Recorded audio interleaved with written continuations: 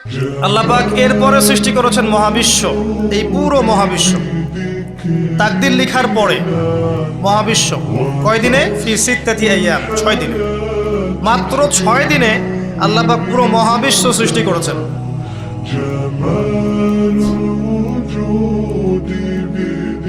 ওয়াল্লাযী খালাকাস সামাওয়াতি ওয়াল আরদা ফি সিত্তাতি আইয়াম সুম্মা ইসতাওয়া আলাল আরশ।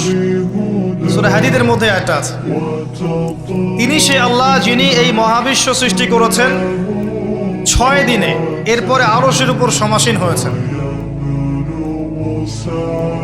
আল্লাহ পাক এর একদিন আমাদের একদিনের মতো নয়, বরং কিয়ামতের মাঠে যেদিন আমরা দাঁড়িয়ে থাকব, এই দিনটা হবে আল্লাহর হিসেবে 50,000 বছরের সমান। মানুষ অস্থির হয়ে থাকবে, বিচার শুরু হচ্ছে না কেন।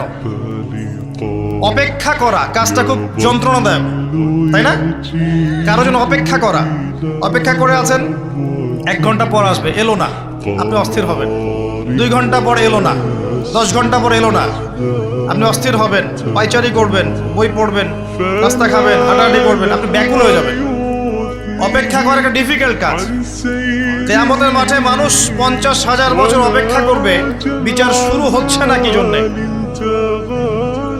সবাই গিয়ে ধন্না দিবে, প্রথমে আদম আলাইহিস সালাম, তারপরে নূহ আলাইহিস সালাম, ইব্রাহিম, মূসা, ঈসা আলাইহিমুস সালাম।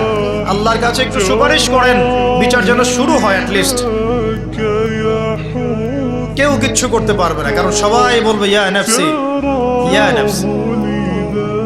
দূর থেকে একজনের আওয়াজ আসবে, যিনি ইয়া নাফসি বলছেন না, যিনি বলছেন ইয়া উম্মতি ইয়া উম্মতি।